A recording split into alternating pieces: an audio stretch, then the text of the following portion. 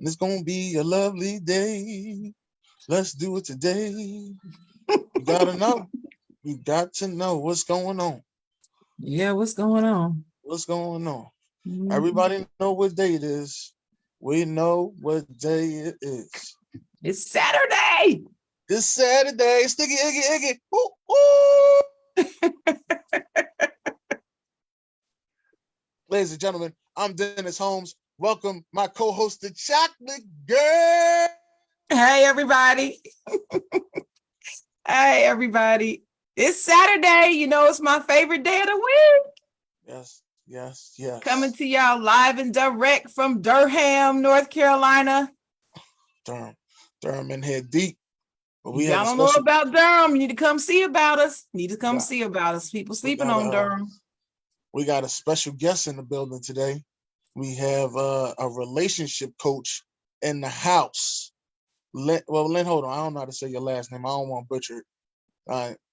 Lynn Sturdivant. Sturdivant. Okay, Lynn Sturdivant, relationship coach.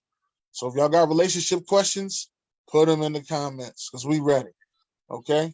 We ready. That's what I'm going to say. Put them in the comments. Now, we got the professional in the house, not just somebody talking about it. Yes. So now, one thing we always do is try to reflect on the week. And I ain't seen Chocolate Girl since last Saturday. So, Chocolate Girl, well, how's everything been? You on a family vacation or something? Well, it was a tough week. It was a very, very tough week for me, but I did spend a lot of time with family, especially my sister and one of my family childhood sister friends from my hometown. And I got to get away for a few days in the middle of the week. So that's why you didn't really see me, because I was able to get away for a few days, had some things to take care of, and I got a little ocean time in, needed that. And that's a good thing about living here. You're less than 2 hours from a beach if you need to. Yep. We have a beach here. It's a lake beach, like a huge lake with a beach. And that's cool. You can always use that if you can't get to the coast. But yeah, having all this coastline of North Carolina, we have some of the most coastline in the whole nation, and people don't understand that. The way North Carolina is shaped, it juts out into the water. So we have a lot of coastline. And that's why I love living here. It feeds my soul. But yeah, it's been an interesting week. Sorry I had to miss the show Tuesday. No, you're all right. Got a lot of things going on. I'd rather you go out and experience time with family, because those are precious moments.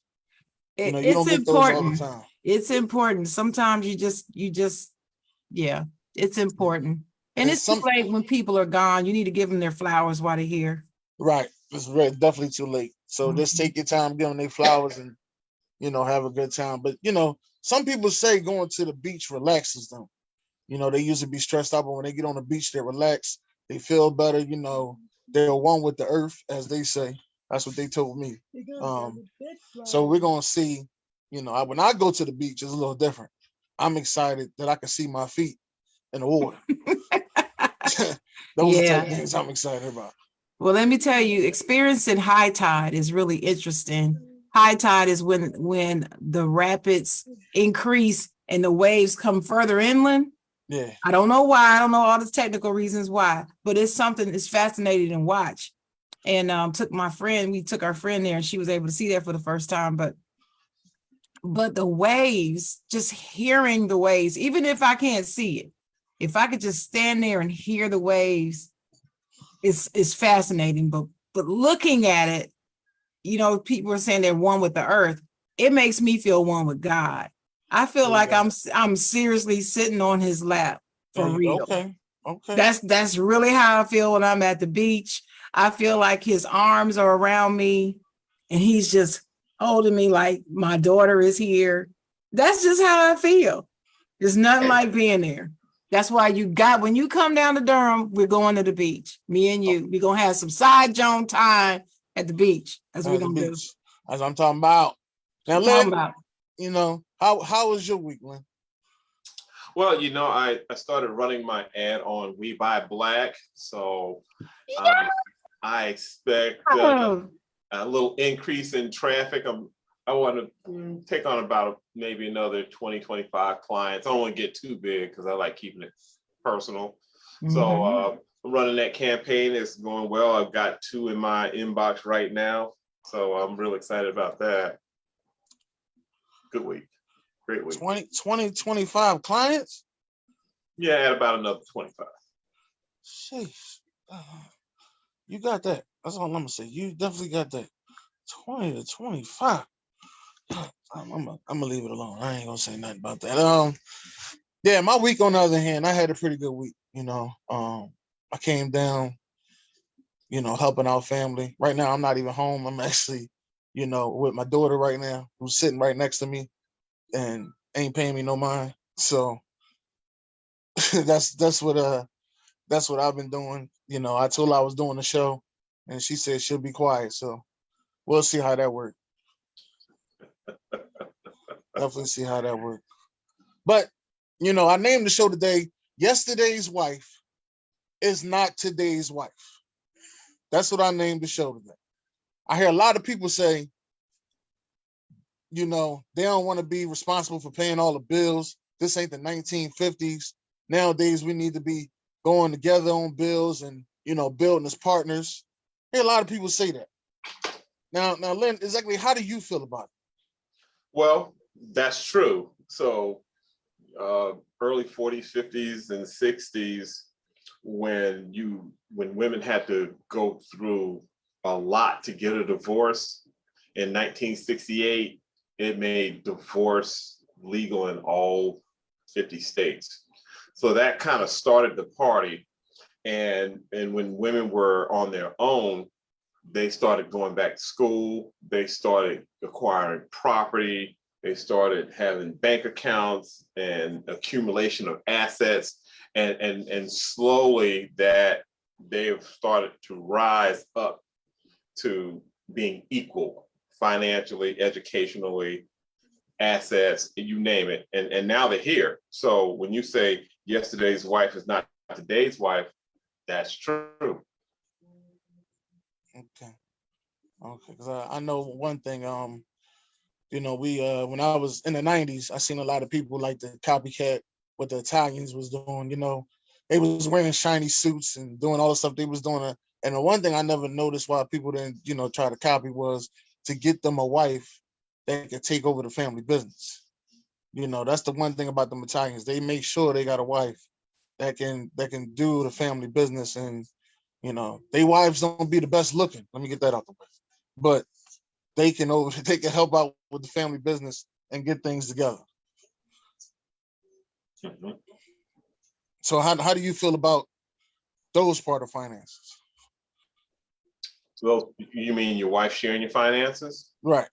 You almost have to in this day and age. I mean, gas, it's like $5 and some change. So if you're in a 2-parent household, you almost need 2 incomes to run that household. You can, unless you just balling out of control, making 6 figures by yourself, you normally going to need another source of income. And usually the husband and wife deal is the best way and the fastest way to accumulate assets. So if you're working together, it's a beautiful thing. Okay. All right.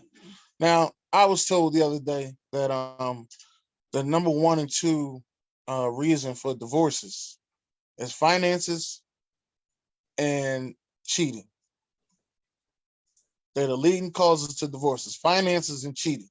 How do you feel about that? The number 1 cause of divorce is marrying your parent. And then all that other stuff falls right behind it. Finances go bad, cheating goes bad. There's a theory that says we are attracted to people who remind us of the parent that gave us the hardest time. Usually your first bully is one of your parents, if you just want to be technical about it. And the child part of you wants that reciprocity, wants to fix the relationship, has a sense of entitlement. So we're attracted to people who remind it's a vibrational thing. You can be in a room full of 100 people and you'll spot somebody. I remember doing this at a party. I'm like, yo, dude, who was that? Who was that? Who was that? And now that woman had my mama's bone structure, color, glasses, body shape, hair, you name it. I mean, it was just right there. I didn't see anybody else in the room. Wow. That's different. That's definitely different right there. There is something to that, because like the woman my son is with, he says we are similar. He does say that. We don't favor, but we're similar. Vibration. She has, vibration. She has a lot of ways like me, is what he says. And then when he gives me examples, all I can do is laugh, because hey, he's right. I would say that. Like, when you said that, Mom, yep, I would have said the same thing that she did. Yep. What can I say? That makes sense. But I don't know. But I don't think I gave my son a hard time or anything when he was little. Let me just be clear. But well, I ain't going there. Hey, he'll tell you. I ain't say nothing. He'll tell you. I was firm now. I don't take no mess. You sure don't. But I love my son, man. Sure And I always made sure he knew that I think he is wonderfully and beautifully made. That is my son. Now, you know, Lynn, one of my biggest problems was my communication. You know, Sharon always talked to me about it. You know, I had women tell me about my communication. They say I've heard it's been piss poor communication. Sharon says I'm a work in progress. Yeah, I won't say it's piss poor. I don't want to take you all the way down to the bottom, Dennis, but you've improved since you and I've been dealing with each other, though. Right. So, you know, I hear that's one of the chief complaints for couples that I see. It's like, you know, we're having communication issues. No, you're not. The sender says something to the receiver that they don't want to hear. Now, if I've been living with you 24/7, 365, what I'm saying about you is probably valid. It's going to have some merit to it. But if I can't hear you, then it's going to be a communication issue. No, it's not. So we got 3 kids, and when you come home, you need to get ready for second shift. You know, you're going to vacuum, you're going to do the dishes, you're going to run the bath, you're going to cook, you're going to pick one of these 5 things, because we got 3 kids. And you come home, your second shift starts as soon as you get in the door. And instead of that, so I come in and I flop on the couch. Right? I've been doing a bulldozer all day. You don't know how hard I work. Well, she worked hard too. His is physical, hers is mental. Them kids don't care. No, they don't. Kids don't. Nor should they. And it's not it was never a communication issue. He just didn't want to hear it. He didn't want to do it until you got somebody from the third party come in and say, hey, bro, you need to pick up one of these. You know, you want to start the food, you want to bring food home, or you want to run the vacuum. You got to run the dishwasher. You got to run a load of clothes. You want to fold clothes. Which one you going to pick today? Because you're going to pick something. Do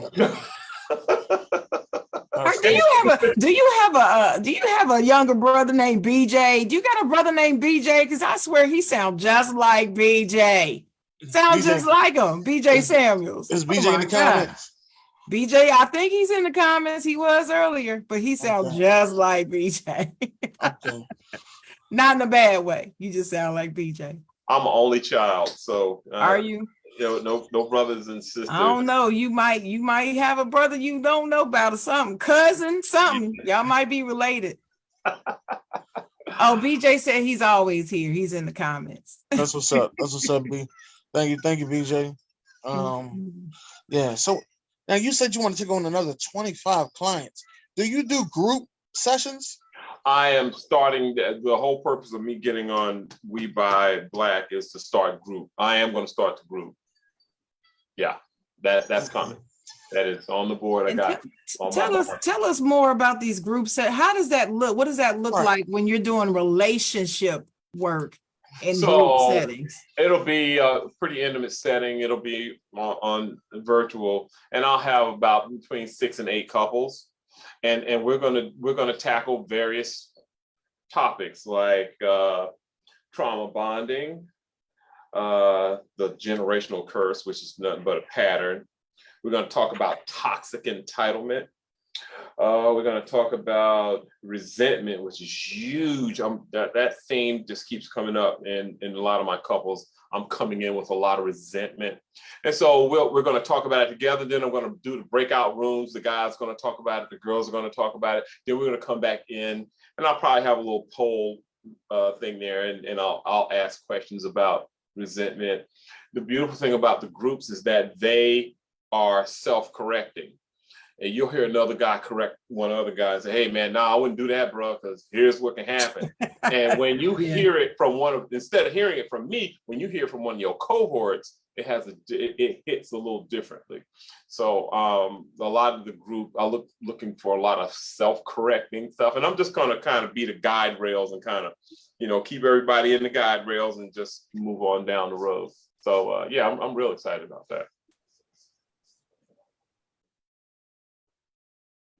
That's cool. That's definitely cool. Now, where are you located at? For the people that don't know.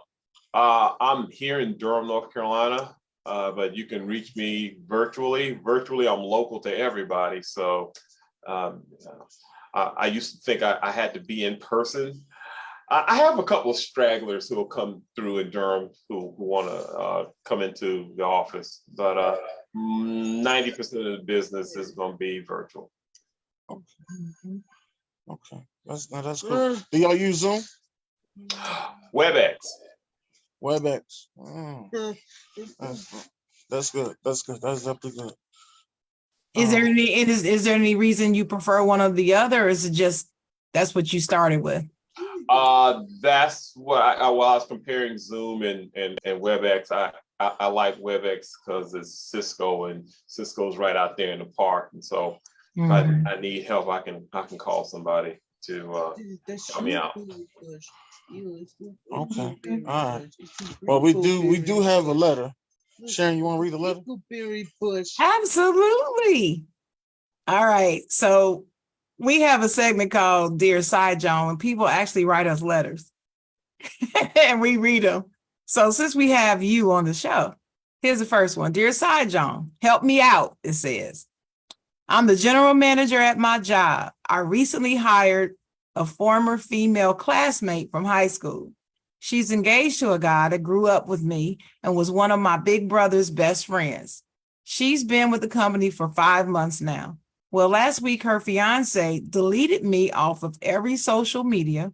We've been friends for over 10 years on social media. A few days later, he requested to follow me again. Right. I said, what the hell? What kind of high school games is he playing? He stopped coming in the job and would meet her outside. The person, been only working there 5 months. So I approached him the other day and asked, what the hell is going on? He said, man, I've been going through a lot, and I had to go to the doctor to get medicine to keep me from going off the deep end. So I'm puzzled because that still isn't a legitimate reason to be so petty on social media.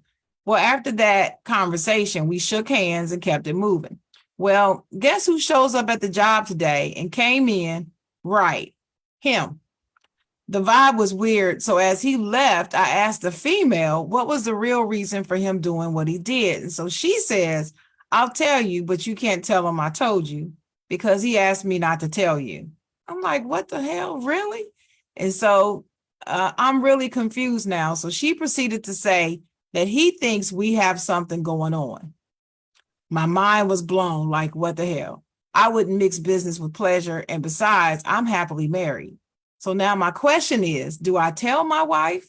I know if I do, she's going to start wondering what the hell also. She knows him well.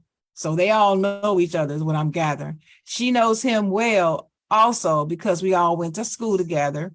And she's going to ask both of them what's going on. I'm puzzled about the whole situation. What should I do? Tell her. Transparency is one of the staples of being in a relationship. It's transparency, and just be upfront about it. Don't let her find out about it Okay, if she's going to hear it first, she needs to hear it from you first, instead of through the grapevine, because you know what's going to happen if you hear it through the grapevine. So, yeah, transparency, absolutely. Tell her, have a conversation about it. What do you think would happen if he doesn't tell her, and she finds out in the street? Then there's going to be some repercussions. Mm-hmm. Why didn't you tell me? Why didn't you tell me? You got Why I got to find out in the street? You know, what the hell's going on? You don't trust me. You don't feel me. You know, I could have told you this, that, and the third. I mean, that can just go off in all kind of different directions. Of course. yeah. And, you know, a lot of people would say, "No, man, don't tell her, don't tell her, don't tell her, tell her any information." But to me, I agree with you. That's going to make it worse. You got to find a way to communicate that to try to keep from getting upset as you possibly can. But, you know, people are going to get upset. This is life. Mm-hmm. Somebody's going to get upset with you about something. Everything cannot be sugar and candy and roses and chocolate all the time. It just can't be that way. Well, the thing is, in these secrets in families, there are no secrets in families. It's only a conspiracy of silence, and that silence is going to get you messed up. So everybody knows the secret in the family. Don't nobody say nothing. Well, yeah. Yeah, you can spread that around the couples, big families, little families, I don't care. Everybody knows the secret, but we just don't say nothing about it. Well, let me give you some comments from our viewers. Thank you, viewers, for commenting. We like this. So BJ says, I don't volunteer any information anymore. If you ask, I will answer, but I learned to stop volunteering information. What do you say about that, Lynn? Well, then his partner reserves the right to do the same thing. And you're just festering secrets. And so if you can't be upfront about the secret, then it's probably something that's going to lead to something shameful. Shame is about exposure. Shame is about sudden exposure. I don't want to deal with it, and I don't want you to know about it. And so when you stack the secret on top of the shame, Not good. Personally, I wouldn't do that, because that's going to be a really big explosion. You know, I didn't tell you because I was trying to protect you. Oh, I didn't tell you because I didn't think you want to know. Oh, I didn't tell you because it's embarrassing. Or I didn't tell you because I thought it was none of my business. Right. And see, what it sounds like to me, his fear is in this letter is that if his wife finds out from someone else, then she might think there's some truth to them messing around, and that's why he didn't tell her. That's what she might think. That makes sense. So that's why I'm saying maybe he should tell her. I think you may be onto something. Well, but you can't live your life around your shame. That too. You can't live your life around a secret. It'll control you. It'll consume you. Mm-hmm. And usually shame and secrets are pretty explosive. So if you're upfront about it, then you don't have to worry about any repercussions. And usually the receiving spouse is, okay, I'm glad you told me. I'm glad you trust me enough with that information. And it sets up this beautiful flow of reciprocity. I can tell you a really big secret. You can tell me a really big secret, and we still cool. Got you. Reciprocity is the lifeblood of the relationship. Okay. I feel as though right. you got to protect your household, so go ahead and tell it. Well, like Carlos said, man, nah, shit, I'm a play stupid. I didn't know what was going on. I was minding my business. That's what Carlos said. Los, shout out to Los. BJ said also she got to know if she is mature enough to handle that and let it roll off. Like, okay, if you say you ain't doing anything, I believe you. What'd you say about that? Well, if it ain't gonna do nothing, then why not be forthright with it? Just come out and say it. Because see, secrets are part of survival skills. So if I'm a survivor of my family and I learn to shut up, when I go into a relationship, I'm bringing that same energy into the relationship. It's almost like I'm trying to set up house again by doing the same stuff. And the question I ask folks like that is, when are you going to leave home? Mm-hmm. Because you're supposed to leave home. I'm supposed to leave home. We're supposed to form a new home, not drag the old stuff in, or I'll find somebody who will accommodate me and let me play my role growing up. You're not going to learn anything like that. Well, I tell you what, Lynn, Carlos just put in the comments, my wife just disagreed with me and said I have to give her a chance to trust me, might as well say something. So his wife agrees with you. Shout out to the wife. All right, wifey. Well, I would tell my spouse if all that was going on, vice versa. I would tell him. I would say, hey, let me tell you what went down today. Right. Her husband thinks, or his wife thinks that me and him having something going on at work. And that's some nonsense. That's exactly how I would say it to my husband. I would. Yeah, that's a nice little triangle. I like to call them triangles. You got three people, and you got this triangle. We in this triangle, and it's kind of like it's the prelude to cheating. So the triangle forms if I need to distract myself. I'm not getting all I need from my relationship, so I get with somebody else who gives me that thing that I need, but doesn't a triangle takes the heat off of the relationship. So if I can't do that thing that that my wife doesn't want me to do, if I can't do that, I'll do it over here. I still want to stay married, but I'll diffuse some of that energy over here. That's being greedy. That's a triangle. Triangles take the heat. That's usually one of the reasons why people cheat is to take the heat off the marriage. Can I add to that? Is it okay? Sure. I also believe that in addition to being greedy and selfish, the person is a coward. That's what I think. I think cheaters are cowards, especially if they're cheating for that triangle reason. Rather than trying to fix whatever that thing is you're lacking in your relationship from your spouse, you go get that one thing over here to complete the whole person. That's not loving your spouse enough. You gotta know first of all, people just jumping into marriage don't even know each other. That's another thing. And they get married for the wrong reasons. But if you're gonna get married, you need to marry somebody that you can have these conversations with, because times are gonna get tough and people change. What you gonna do? Every time you change, do something different? Oh, okay, we can just get divorced and I'll move on to somebody else. No, it doesn't work like that. Not to me. No, I don't. But they think it's good. Let them do what they want to do. God bless them is what I always say. If you're gonna grow together, because part of being in a relationship is to heal. I'm bringing some stuff into the relationship that I need to heal from my family.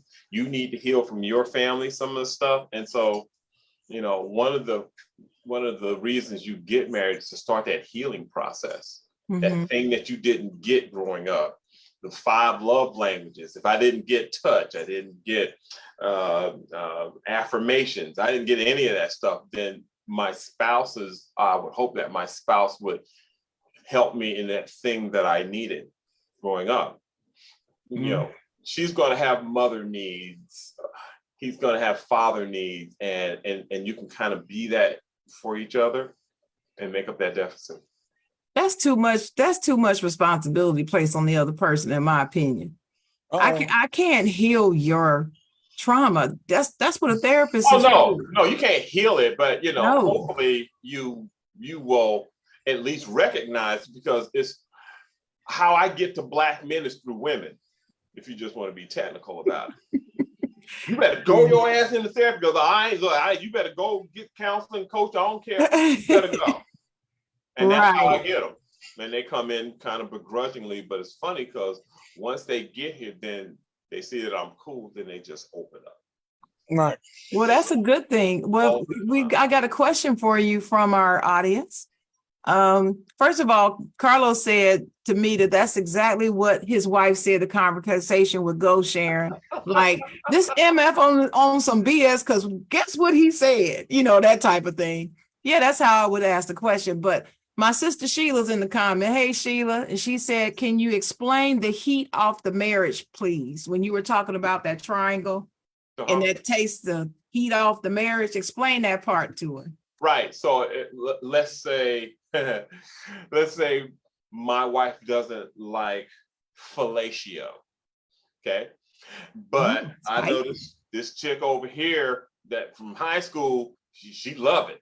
Right. But my wife don't, but I love my wife. Right. So if I'm building up this energy and my wife don't want to accommodate me, that build up, I can go over here to this chick and diffuse some of that energy, diffuse the heat, takes the heat off the marriage. Because if she ain't gonna do it for me, I can go over here and get what I need. But I still love my wife, but I want to come back here because I love her. Mm-hmm. So you still have the household. We got our finances in order. Oh yeah, we all doing things. We conquering the world together. But then every Thursday night, I just slip over there just so she can do that thing, and then I go back home, and she knows it is what it is, right? Well, you know, for some women, for some of the wives, they go, yeah, let that chick do that little. Oh, no, not the wife. I mean the chick that's doing the service. She know what it is. Oh, well, sometimes the wife know what it is too. I know it. Not this wife, but yeah. VJ said, go get what you need and go on back home. Let her know up front, baby, I'm here for a service. And that's all that is. That's what I'm saying. That's what they do. I couldn't do that, but hey. Well, the thing is, you should come in and have an adult conversation about it. Mm-hmm. You know, she could have had a trauma, a sexual, she could have been molested, she could have been incested, she could have been raped. That could have been a part of it. Mm-hmm. Never got closure to that. Mm-hmm. And so now that, you know, and he didn't know that coming into the relationship, and then they got married. Right. And that was never disclosed. So here, you know. And that brings me to another question. When you're getting to know someone that you may be trying to consider marriage to, how important is it that those types of things come out before you get married? Oh, sure. How can you foster it if you're dealing with a person who doesn't really open up about those things naturally? Premarital coaching cuts divorce down by 50%. Whoa. Okay. So if I have those kinds of issues, and I tell my couples, for my premarital couples, I'm like, look, I'm gonna be asking you some really heavy shit, and it could break you up. So I'm almost getting people to sign a little disclaimer because I don't want that alienation of perfection. I came to him for help, wound up breaking up with my girl. But you need to know, like one of the questions I asked in the premarital session, you know, your spouse, your mother, and your child, and you're all on a cruise ship. Your spouse, your mother, and child falls overboard. You a strong swimmer. You can't save for one of them. Who you gonna save? Oh, now if the answer ain't the same, or people will justify it. Well, I'm gonna save my child because the child got life. Well, I'm gonna save my mama because that's all I mean. Well, I'm gonna save my wife. You know, it's funny because sometimes they'll answer those questions differently. That's true. Dang, this is a tough question. You can only pick one. Woo. Pick one. Technically, you should be saving your spouse. Technically. But people got different opinions about that. Well, I'm saving my child. Okay, I can see that. I'm saving. Yeah, I can see me. I'm trying to save my child first. Right. I can see me. Okay. But You See, but know, that's hard. So that is here's hard. your spouse, and because you can make another baby. That's kind of crude, but I can't. Not unless it's gonna be another immaculate conception going on. I can't. I know, but technically Did he say you can make your another baby? spouse Yes. can come before your kids. He said you can make another child. No, I could adopt, but I can't make another. So the overall theme is your children come before your spouse. Okay. So here's where we go deep down into the weeds. So when shit get tight, she's gonna pick the kids. Oh, okay. I'm glad you told me that. I'm out. I mean, well, I can see somebody's feeling that way, but for me, just for me personally, I wouldn't take that answer that way. I wouldn't. That's just me. We're talking about an emergency situation that most likely won't happen anyway, that all three of them will be in the water at the same time drowning. No. I know it's all theory. It's all theoretical. So for me, if my husband would say I would save the child first, I would just look at him and go, okay. And be done. It wouldn't affect me, but I'm different. I'm just made. It doesn't affect you now, but coming back on land and your husband picks your child over you. Dang. Daddy's girl, mama's boy. See how this is done now? Now this is going to start to snowball into some other areas that you didn't anticipate. And it's because how you answered that question. Shout out to B Strilla, the thriller. He's in our comments. He said he picked his wife, no doubt. His wife. Flat That's out. Carson said, I'm saving my wife flat out.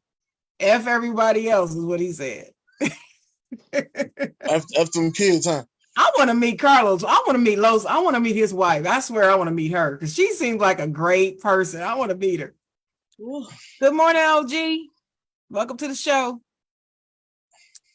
Yeah, we got people in here today listening to Mr. Lynn. Yeah, relationship coach. Now, here's my question. What's the difference between a coach and a therapist? One has a license and the other one doesn't. Oh, okay.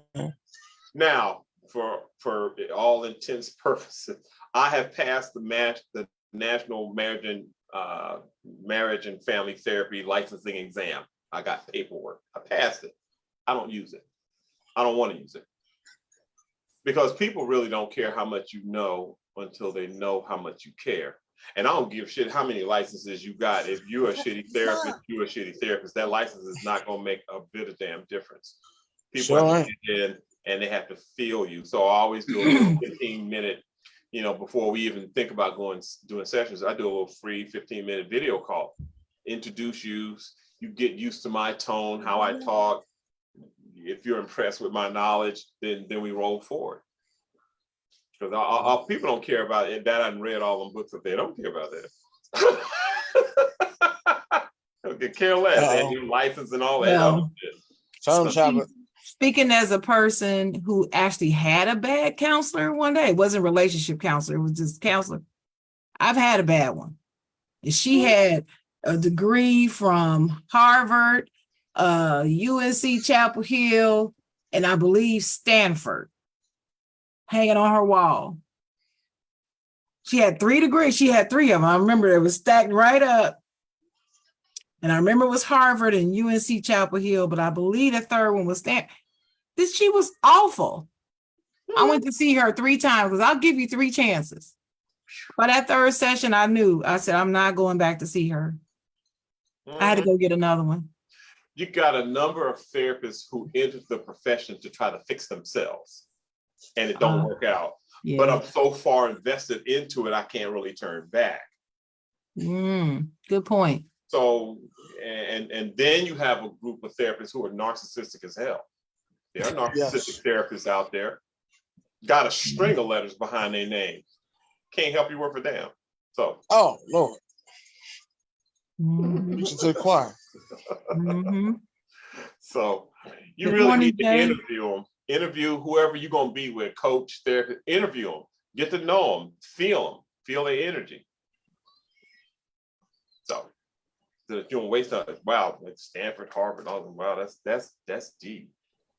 Okay. Wow. And plus they did that little 50-minute thing. If you got a couples issue and you were in the office for 50 minutes, you ain't gonna get shit done. I don't care. You will leave in tears and snot bubbles on your way going back to the car. You and the rest of your day's messed up. They don't even zip you up emotionally before they let you go. So I said, I made a promise. I said, once I finish all this school training stuff, I said, I will never do that to a client. So all my sessions are 2 hours. I don't see how you do 2 hours. I can't see people for 2 hours straight. I'm like, okay, well, then this ain't for you. So Right. I'm nerdy about this shit. That's why I got all the books up there. Not only was I able to help myself, I was able to help other people. And because I could help myself, I could superimpose my experience onto you. So if you grew up in the projects, shit, I grew up in the projects. And if you grew up, if you had a corporate job, I had a corporate job. So we have similar experiences, and I just kind of break all this stuff down to digestible bite-sized chunks that you can hear it. Mm-hmm.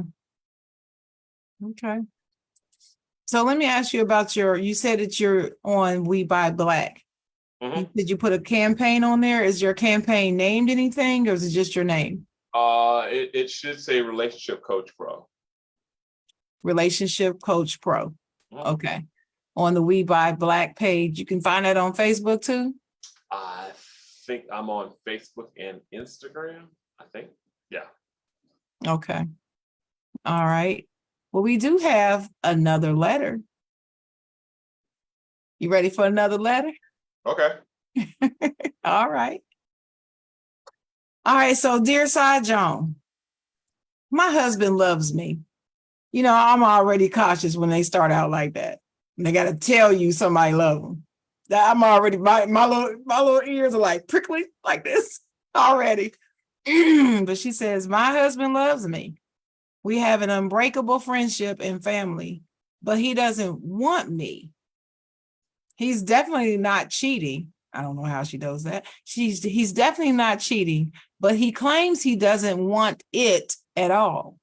He pleases himself and wasn't like this in the beginning. He swears up and down it's not me, and I have nothing to change. I can't lose my soulmate in our family, but I'm about to emotionally die without the intimacy he's depriving me of. After several times communicating about this, he does not understand the emotion of where I'm coming from at all and will demean the intimacy I crave as just effing. Okay. Any advice? Woo. That's deep. That's deep. So there's a lot in there. Any part that you need me to reread, or you got it? Because this can grow off in several different directions. Right. One of the things that comes to mind is this. Just go ahead and say it. It's called the Madonna whore syndrome. So, in religious terms, you know, here's my wife. She's pristine. I hold her in the highest regard. And my association with sex is dirty and all of that stuff. And so I can't do that to my wife. That's one direction. The other direction is I got incested or molested, and boy children get incested and molested the same as girl children. Yeah. If I never addressed it, if I didn't get that fixed, if I didn't, you know, so intimacy, I can't be a part of you because the only place I learned intimacy was with myself. I was into me. I couldn't see you. So I do that for myself. I satisfy myself. And so I can't really even perform, especially if you throw in the porno and the internet stuff and all of that, then yeah, there's certainly some deeper issues there. But you just, again, you got to just probe because something got shut off. All the party starts after you say, I do. I'm going to hide all the stuff I'm hiding right here. You ain't going to see it until after I say I do. Right. Sorry. It's just the way it is. Surprise! Uh-huh. And if I had known that about you, I wouldn't have messed with you and da da da da da da. Why didn't you tell me that? Because see, the thing is, again, here's shame. I knew that if I told you about that part of me, you wouldn't have had nothing to do with me.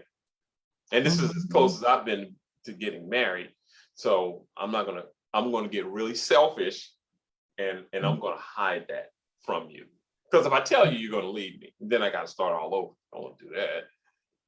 That's totally selfish. So yeah, this is why premarital coaching cuts down divorce by 50%. You come in and I tell them, like, look, you come in, these questions are tough. You know, y'all cool? Because if you survive my premarital coaching, you should get married. Okay. So this lady here, what should she do then? Should she just stick it out and try to go to, because it just seemed like to me he's not listening. He's not going to listen, and he's not going to share that. So she has a decision to make. Can you live with that? Are you going to continue to absorb that kind of energy and not get your needs met? Or you are going to, at some point in time, do they have kids or do they no kids, some kids? Let me see. Yeah, well, I would think so, because she said she doesn't want to leave her soulmate and family. So that just sounds like to me kids are involved. Kids are involved. Okay. Mm-hmm. Yeah. Just like if kids are involved, then she's got leverage. You either get some coaching, therapy, counsel, whatever, or I'm out. And I'm gonna take all three of the kids and I'm gonna make you pay for it. Now that's what people hear. And see, it's a damn shame, because most narcissists only respond to three languages: consequence, shame, and leverage. Those are the only, if you ain't speaking them three languages. Wow. I never knew that. Shame and leverage, huh? I'm putting that in the comments. Put that in the comments.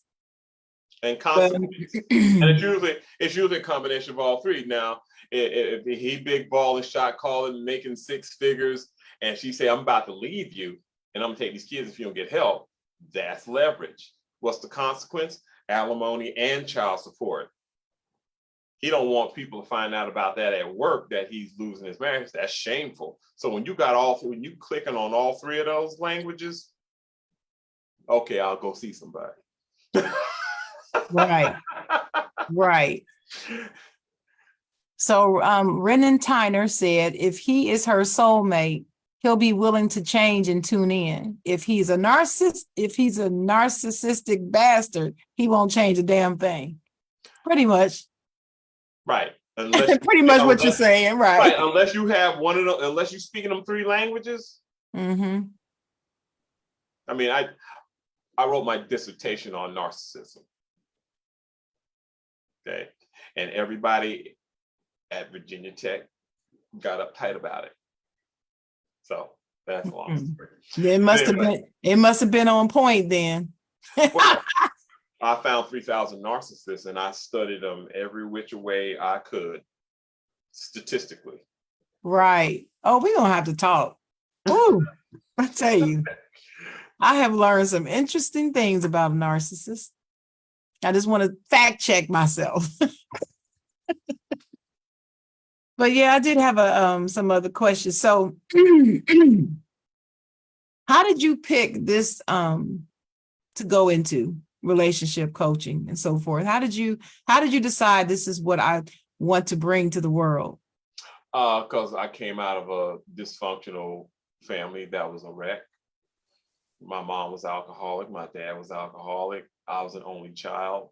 They fought like cats and dogs. And if it wasn't for my grandfather, I don't know where I'd be. I don't know how it would have turned out. I don't drink and I don't smoke. It makes sense. But I got a genetic predisposition for it. If I ever started drinking, it'd be like a fish taking the water. I got a genetic predisposition for it, but you don't have to You don't have to submit to it. If I started smoking right now, fish to water.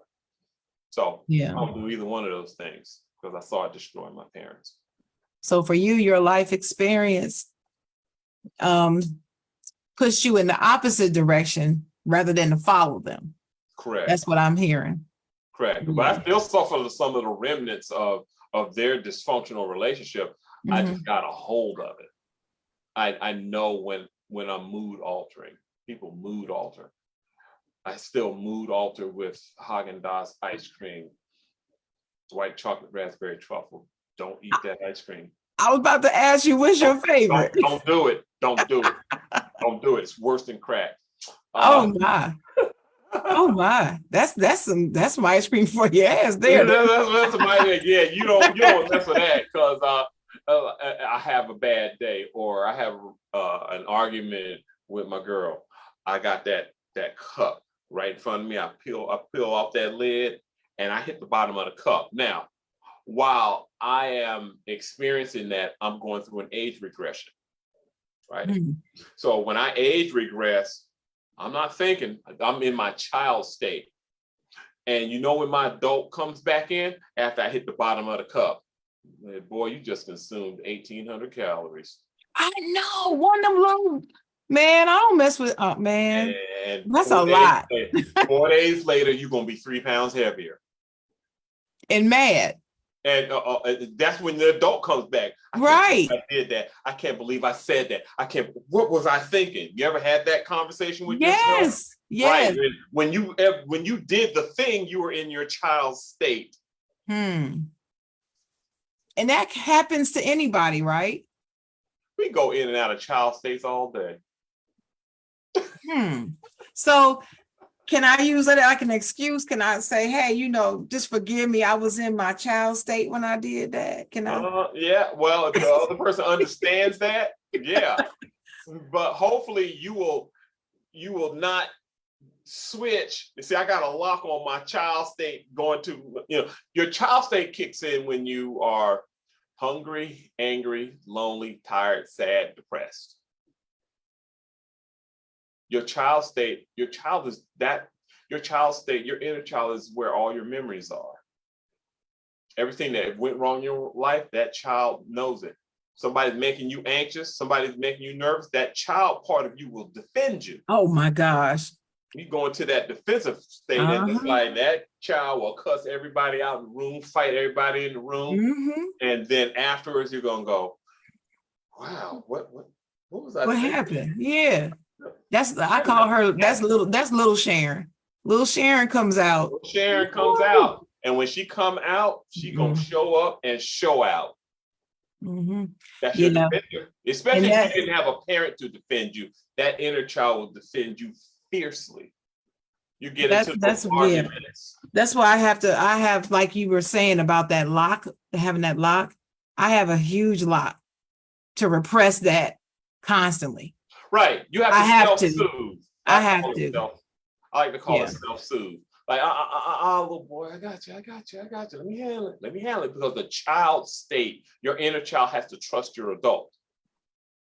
If your child does not trust your adult, let me drive. I got it. Just sit back. I got this. That's a good way of looking at it, of saying it too. If your inner child has to trust the adult in you. My inner child trusts my adult tremendously because, Dennis and I have these conversations, and I have told him many times, the old Sharon, you don't want to see the old Sharon. You just don't. The old Sharon's still there. I know, but I'm saying they don't want to see her. And if you don't want to see her, let me just process. Let me just do what I do to keep her there.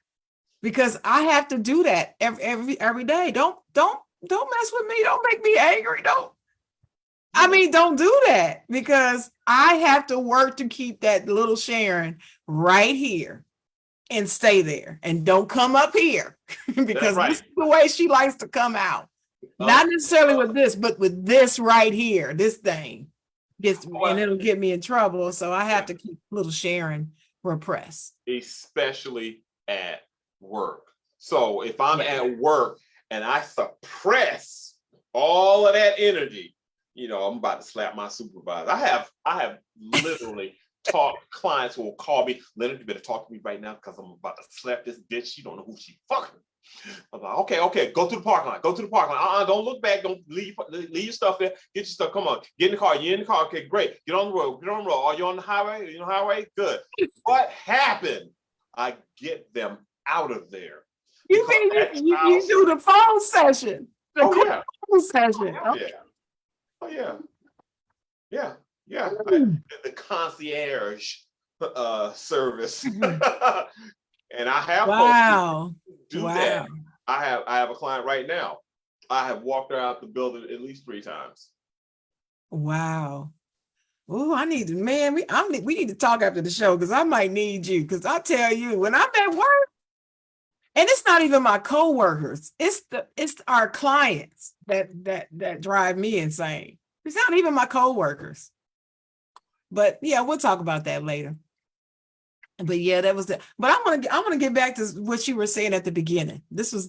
And I put in the comments, here we go. When you were talking about this thing, you were talking about couples, and I'm not quite sure if you say what you said about it, but you said something along the lines of couples being together and got to pay the bills, and with the way things are, you got to have somebody contributing and all that stuff. So I'm going to bring up a question that is a running joke now in my circle of friends with Dennis and BJ and Los and all of them. And I brought up the question, if your living expenses are $2,500 and a woman and man, they're living together, they're not married necessarily, they're living together though. Living expenses include rent, electric, water. It was 4 things: rent, electric, water, and cable. That was it. Rent, electric, water, and cable, and it's $2,500, or let's just say $1,200. How much should the man pay? That was the question. I didn't make this question up. I just saw it somewhere, and the question was written that way. The expenses are these. It's $1,200, whatever the number was. How much should the man pay? Okay. And so I brought the question to the group, and they gave their answers. I'm gonna pay half. She gonna pay her half. I'm gonna pay my half. And it got to me. Well, what do you think, Sharon? I said, no, he gonna pay all of it. Well, it depends. Oh my gosh. Well, you would have thought this was the old little Sharon talking, the way they treated me, like something was wrong with me. Somebody said, no, you're not going to be at home with your feet up chilling all day while I'm working like a slave to get money and bring all the. Did I say that anywhere in there, Lynn? I didn't say anything about I'm not going to contribute to nothing. I'm saying these 4 things. No, he's going to do that. That's all I said. I didn't say what I was going to do or not going to. Those 4, he's got it. Okay. I even gave him an example that I've lived that life before, where I did live with a guy. He insisted on doing that. He didn't want me paying any of those 4. Mm-hmm. And it worked. I did other things. They couldn't wrap their mind around she's actually contributing. She's just not doing these 4 things. And I even said to them, since when do you only have these 4 expenses in a household? I just where is a household that only has electric, water, cable, and whatever the other one was? I keep forgetting. Food, gotta eat.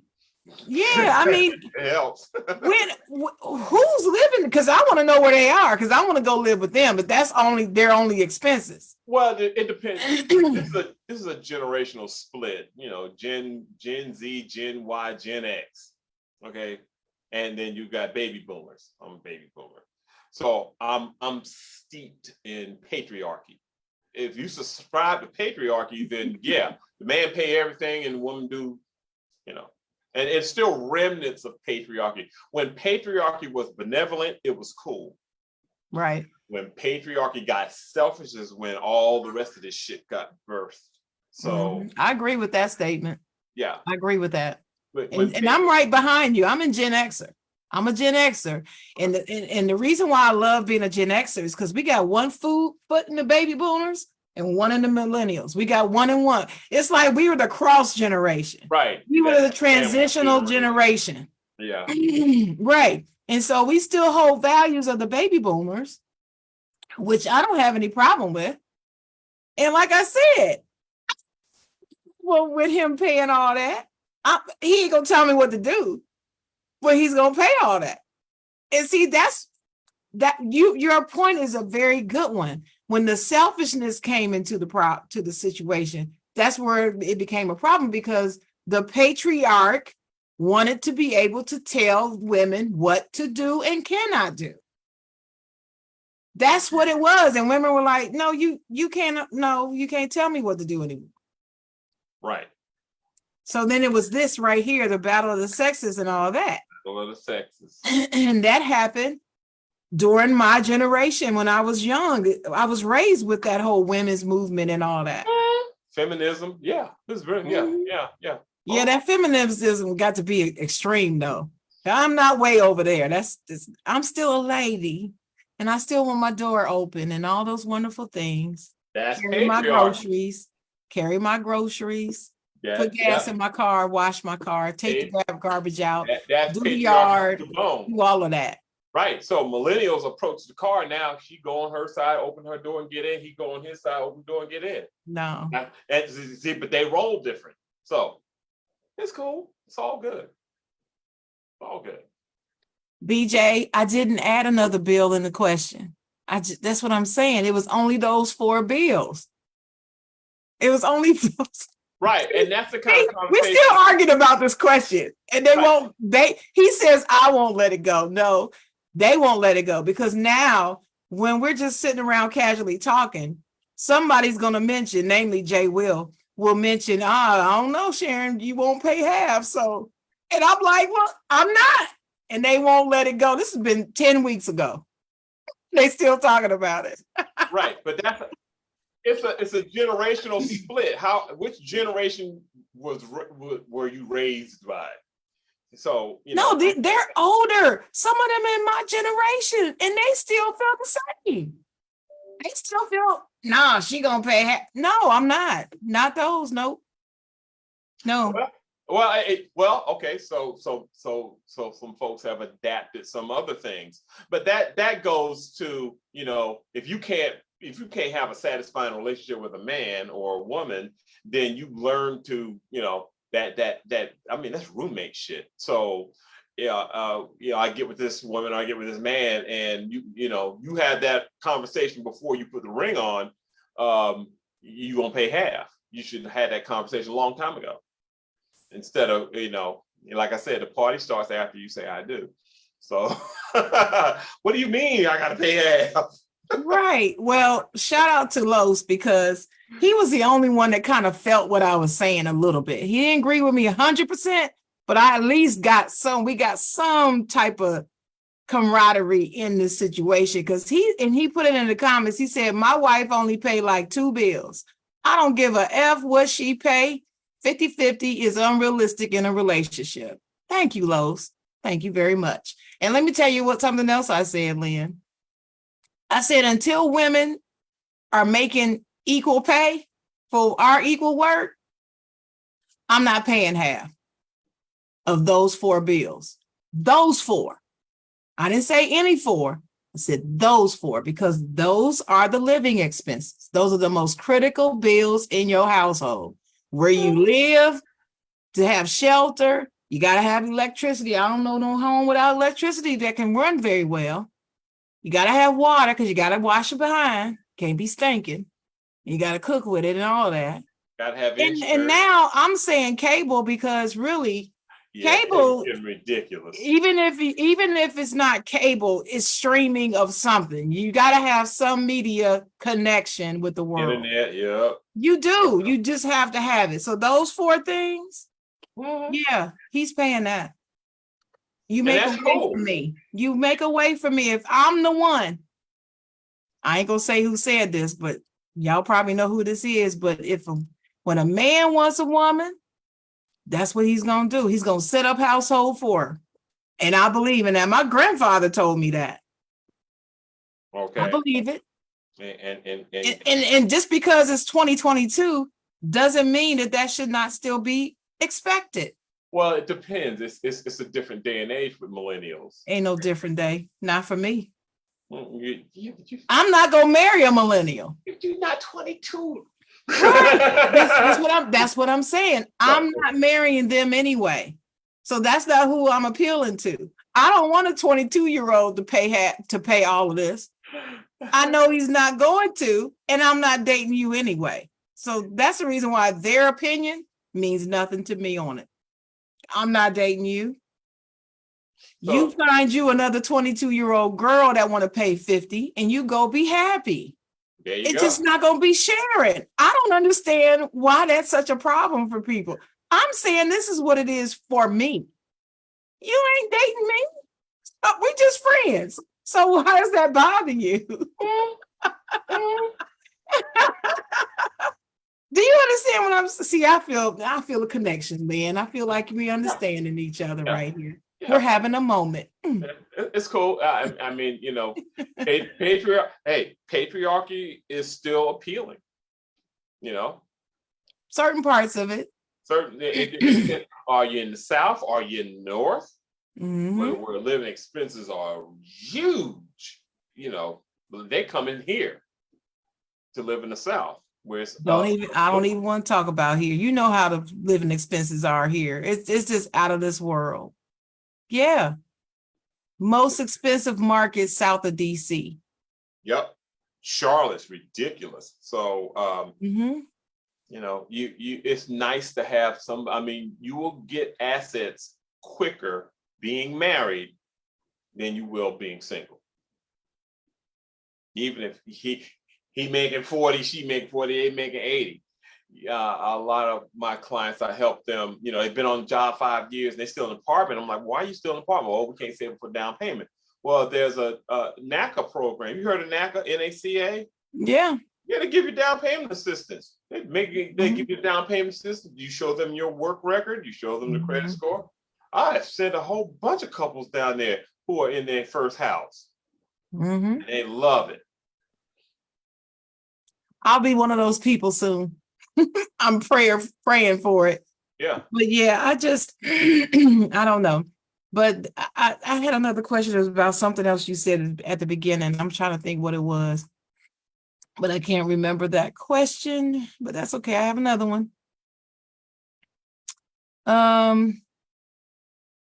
Oh, okay. I want to talk a little bit more about that communication question. Okay. Yeah, that is brought up. So he was mentioning about his communication style and all that. And I am one that always says to him and others, communication is key. Communication is critical, and talking about how critical it is. And when you're dealing with people, especially larger groups of people, and you're in these separate conversations and you hear people saying things about other people in the group that they don't say to each other, type of things. And then when you're a person who many people like to talk to because they trust you, you keep all this in your head. And when you're around all of them, you're recalling the things that you've heard them say about each other, right? So for a person who is like that, and they're hearing all these things, that person, the receiver of all the information, can get upset. Because what they're looking at, one of them saying, yeah, but you're not telling them that's how you really feel. Why don't you tell them how you really feel instead of telling me? Tell them. And you don't want to say it to them that way because you're friends with all of them. You don't want to hurt nobody. You don't want to hurt anybody's feelings. And you don't want to sound authoritative to them and put them off that way, like you're trying to tell them what to do and everybody's grown. But you genuinely care. care about the dynamic of the groups and what's going on. And this was not speaking to that one now. And now you it's some weirdness going on when you're around this one because you want to talk about something great that happened with this one over here, but you can't because you don't want them to think that you're taking sides with them over here. And then you're worried about all this stuff and you just you. Okay. So that person who is just them, who's loving everybody, do you have any suggestions on the best way? First of all, 2 questions. Should they even communicate anything at all? And if you think they should say anything, what is the best way for them to say it? Those are my questions. And that's tough because that if it's something that could save your life, you should probably tell. If it's something that the guiding force in that is your own integrity. Got you. If you're willing to compromise your integrity to keep it going, then at some point in time, that's going to show up. And, well, why didn't you tell me? You knew. Why didn't you just tell me? Da, da, da, da, da. Well, I didn't think, You know, so if you remain true to your integrity, say, look, this is what's happening. You know, I'm telling you this. And, you know, and some people just want to stay out of it altogether. So. Yeah, it was from the outside looking in, what I'm seeing is that they go to this person in confidence, like, don't say any, I said this, but type of thing. And then that person is feeling like, well, if I do say something, then they'll know I said it. And then I'm betraying somebody's trust. And then that's not good. Right. Gossip is about attention. Got it. I need to be, look, let me tell you this. Oh, I'm gonna tell you. So-and-so said, it's not about the information. Got you. Look at me. You see me? I'm important. I need validation, recognition, and acknowledgement. And that's what gossip gives. It's not so much about the information, it's about the receiver. So should they tell it? Or keep it to themselves then? Check in with your integrity. If I would like to say, if you say this, then you have to, I like to call it future cast. If I tell this person this, is it going to bite me in the ass? If I look down the road, is it going to bite me in the ass? Or if I look down the road, it's not going to impact me. Or if I look down the road, I may lose a friend. You have to be able to look down the road and measure the impact of what you're saying right now and do the trajectory of how it's going to impact you on down the road. If you do it in the moment, it'll probably bite you in the ass. Well, then that comes the question that I hear most people always want to ask a coach, a relationship coach. If I see my friend's spouse cheating, do I tell my friend?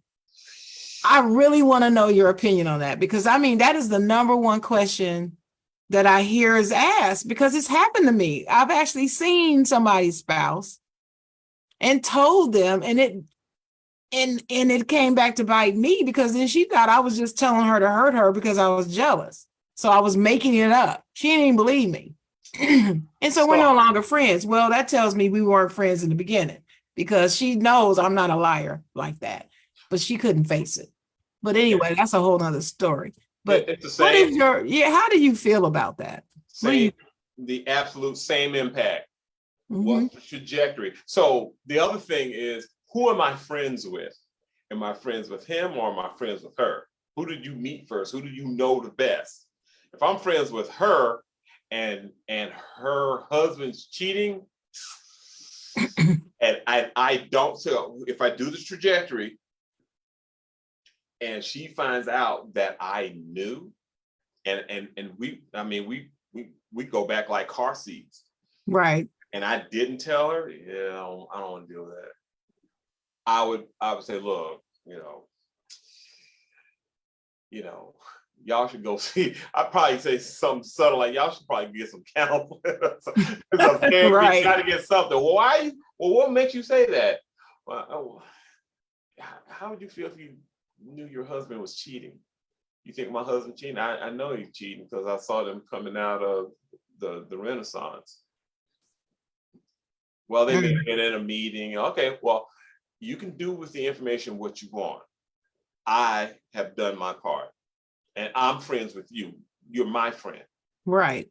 So if I'm going to honor my friendship, because I would want that friend to do it for me.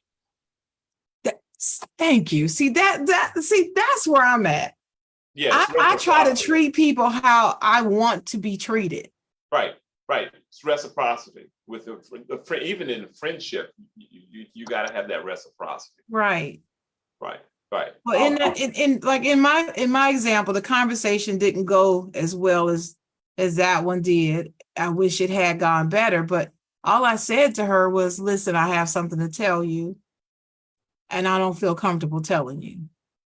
But as your friend, I feel like I have to tell you, or I would not be your friend.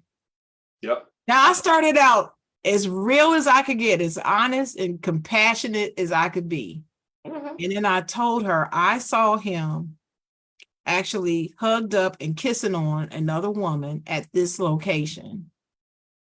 And it shocked me. I said I was going to say something to him, but I decided to tell you first. And she sat there for a minute and she said, you know what? You were always jealous of me. I'm looking around like, who's she talking? Who? And people who know me know I naturally don't have a jealous. Everybody's gone through jealous moments when they were younger, before they knew better. But that was way back in my early 20s. Yeah, but y'all wasn't that good of friends. See, it depends on but this is the thing. We have been friends since high school. Okay. And this was later. And I'm like, how? And I was like, what do you mean? What do you mean? We never had any run-in, never liked the same guy, none of that stuff, none of that foolishness that she could even draw from. Okay. And I was like, what? What are you talking about? You were always jealous of me. You always want what I want and do what I said, when? So you're gonna go into denial about it. Okay, you know what? Just take what I said, throw it away. Sorry, I mentioned it. I'll never mention it again. I apologize for telling you. Mm-hmm. I just said, I said, I love you. I wish you all the best. And one day you'll see that you're mistaken. And I said, I just wish you all the best. And I walked out. And we never talked about it again until fast forward. I saw her. This was years ago after I had just had my child. And I saw her. And she was spoke. divorced. Was she divorced? Spoke. Yes, she's divorced. And she spoke. And I said, well, how you doing? I'm fine. I was like, well, how's Richard? Yeah, I was like, how, he's fine, with his new wife and blah, blah, blah. And I said, oh, okay. Well, it's good seeing you. Tell your mama hi. Left. Done. Yeah, you only get, that crushed my spirit. And from then on, I said, I will never tell anybody again. But the older I've gotten, I find a problem in that. Yeah, it's your integrity. Yeah, man, I just can't just sit here. And she couldn't admit to you. She couldn't say, I'm sorry. Nope. Sharon, you told me I should have listened. I'm sorry. I rebuked the information at the time it was said. I apologize to you. And that would have almost made it all better. But she's still, she probably has a hard time saying I'm sorry. In general. Yeah. Right. And that's a whole nother show. Yeah. And BJ put in the comments, friends versus associates. Yeah, right. Sometimes it can get a little muddy. Is she really your friend? Or is she just your associate? What was she before? And that's why it hurt so bad, because she was really my friend. Yep. I thought. And you risked your integrity, because integrity requires a risk. Exactly. If I tell you this, I normally don't risk my integrity like this, but I think enough of you, and and you need to know this information. And if it were happening to me, I would want somebody to tell me. Because if you do it for somebody, you know, nature, the universe brings it back to you, you know, and you'll get a note on the car. Hey, you need to check your husband because he slept with Yeah, I mean, chick I work with. But oh wow! So you put it out there, you can gotta expect it coming back. So, that's right. That's how the universe works. Well, my last question, then I'm gonna give it back to Dennis. In general, when it comes to relationships, not only romantic relationships, but sometimes organizational relationships, you know, like work situations or organization situations or just friendships, families.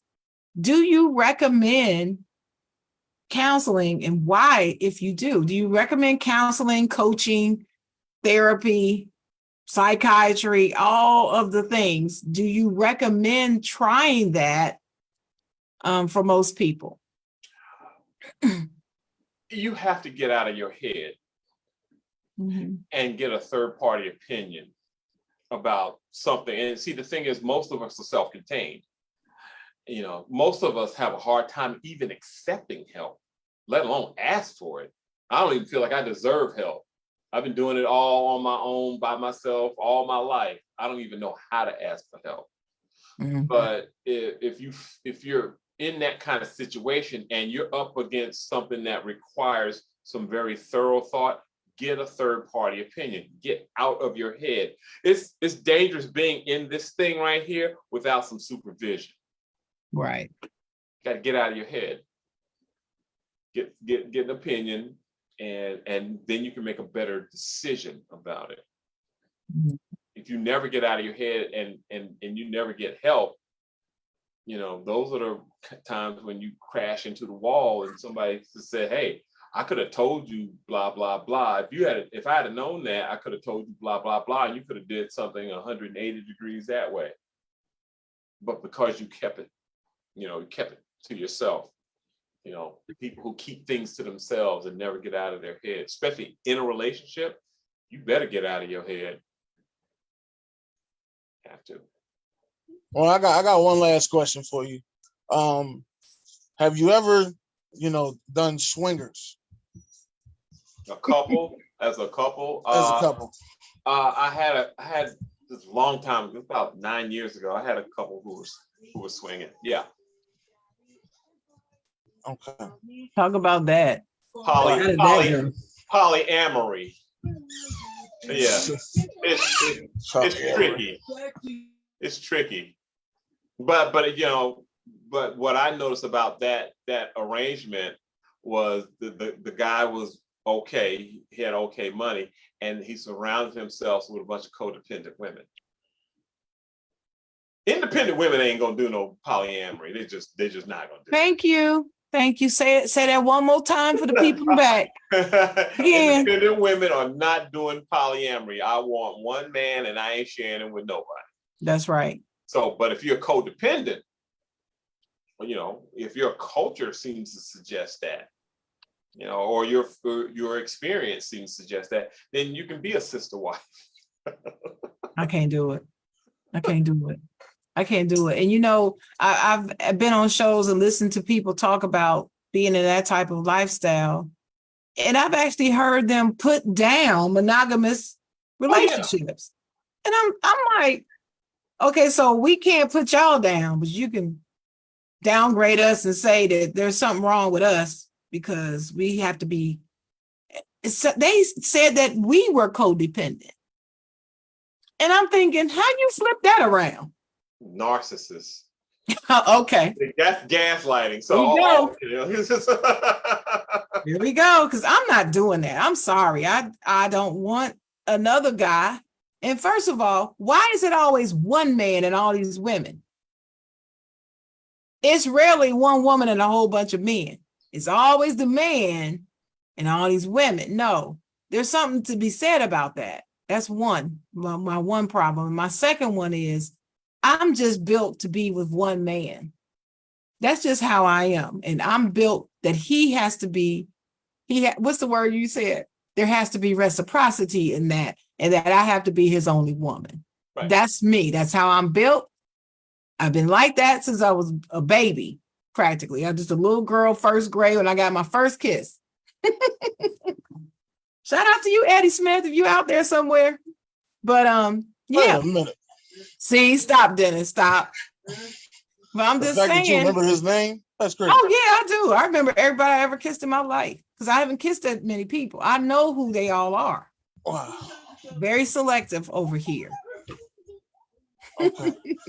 Very selective. Well, the relationship coach, Lynn, would you like to tell the people how they can contact you and everything like that? Sure. Relationshipcoach.pro is the website. You can fill out the contact information and I'll be sure to get back with you within 24 hours. Great. Right. I put that website in the chat in the comment section, and I also put the link to the promo link to your We Buy Black promo. Oh, you found it. Okay. Yeah, in Facebook. I put it in the comments as well. Okay. Cool. Yeah, man, I'm slick like that. I can multitask, talk, interview, listen, and post. That's the chocolate, baby. I'm the chocolate. I am the chocolate. Hey, All we want to thank y'all for coming out today. God bless. Great day.